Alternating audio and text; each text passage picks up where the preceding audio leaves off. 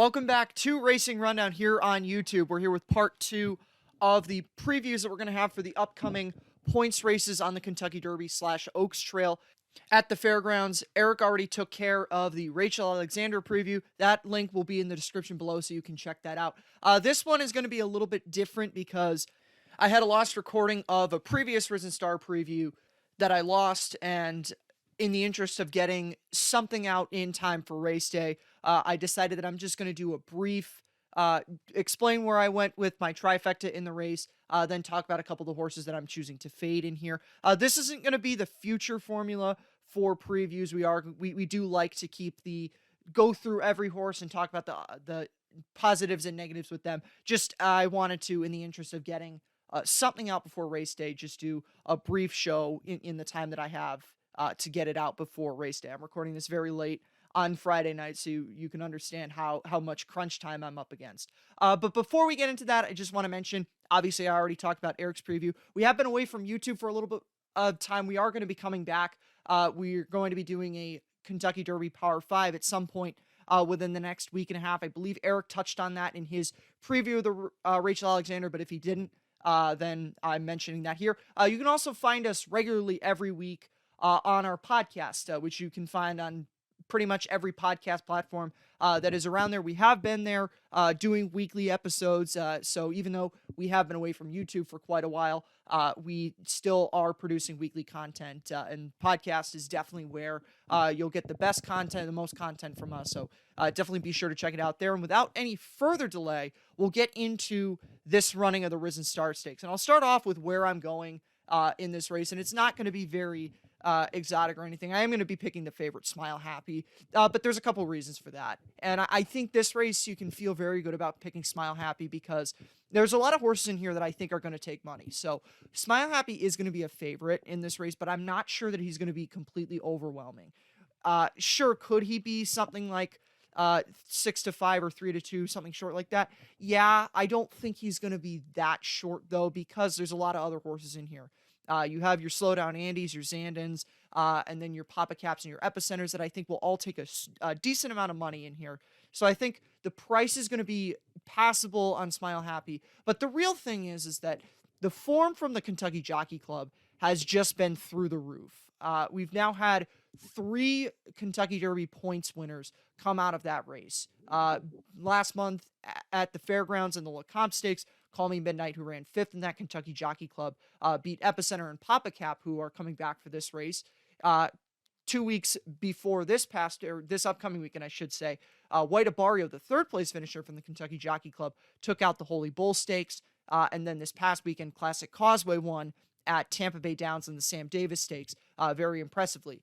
And so the reason I'm saying that is because all those horses have been running bang up races, and if they're running the way that they have been, then I see no reason why Smile Happy isn't going to run well. I think extenuating circumstances that I can't predict in a preview episode is what it's going to take to beat Smile Happy.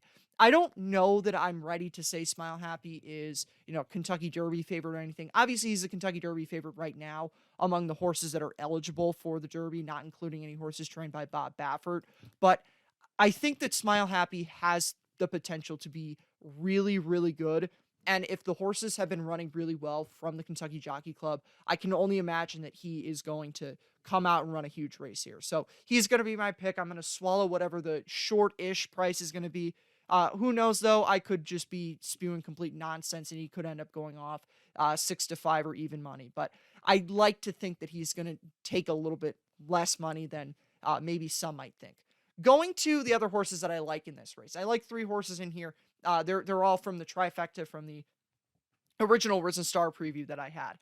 The horse that I like to run second in this race, or just basically underneath, but for the sake of the trifecta, second is Epicenter. Epicenter, of all the other stakes proven horses, is the one that I think has the best chance in here, and not because I think he's the best horse, but I think the pace scenario is going to be the best for him. He is potentially looking at a situation where he could be lone speed. There's only 2 other horses in here that I think would challenge him. One of them is Papa Cap, and Papa Cap has the 1 post, so it's all dependent on how he breaks and whatnot. So if he doesn't break well, then that is a huge break for Epicenter, no pun intended there. And then the 2 Russian Tank. But Russian Tank, it's kind of hard to figure out what he's going to do in his races. When he's been on the lead, he's run his best. So that's why I think he's a potential pace presence, but he may not end up on the lead. And if he doesn't, then Epicenter is going to be very dangerous in here and could potentially wire this field.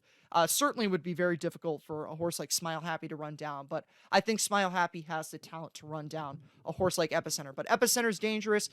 He's going to be a bit of a price in here because of that last loss out there, and some other big names are coming in this race. Obviously, Smile Happy. You also have Slow Down Andy, and you have Zandon, the runner-up from the Remsen Stakes.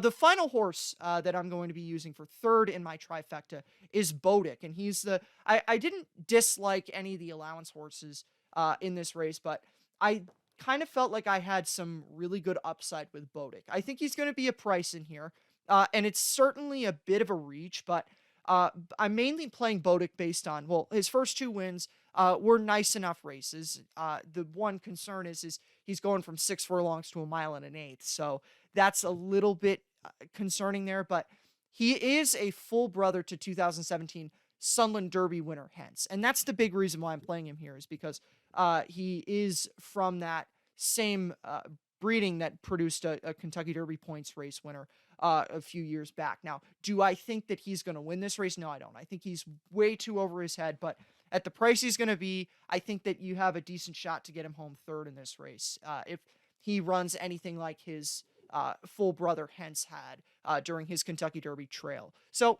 I think that those are my trifectas. The 2 horses I'm fading are obviously Zandon and Slow Down Andy.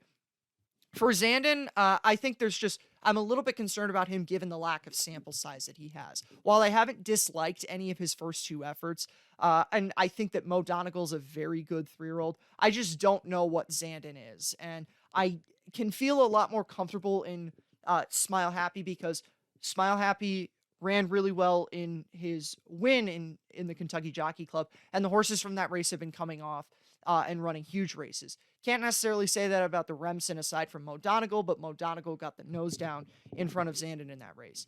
I think Zandon's a good horse, but I think, I'm going to have to fade him here because I don't know what he's going to do. And then for Slow Down Andy, he's a gigantic question mark, because if he's going to run the same race that he ran in the Los Alamitos Futurity, the race that beat Messier, who may be the country's best 3-year-old, discounting eligibility for the Kentucky Derby, then he's going to be really tough here. But if he's going to run the race he ran in the Golden State Juvenile, then obviously a horse like Smile Happy or Zandon or potentially even Epicenter or a Papa Cap could beat him. So just the uncertainty with him is what's causing me to say he's going to have to be a fade in here. He could be that horse that beat Messier in the Los Alamitos Futurity and run a monster race here, but I just don't know. I'm not willing to risk it, so he's going to be a fade for me in this race. So my trifecta right there in this race is going to be Smile Happy, Epicenter, and Bodick in that order. 2 fades are Zandon and Slow Down Andy.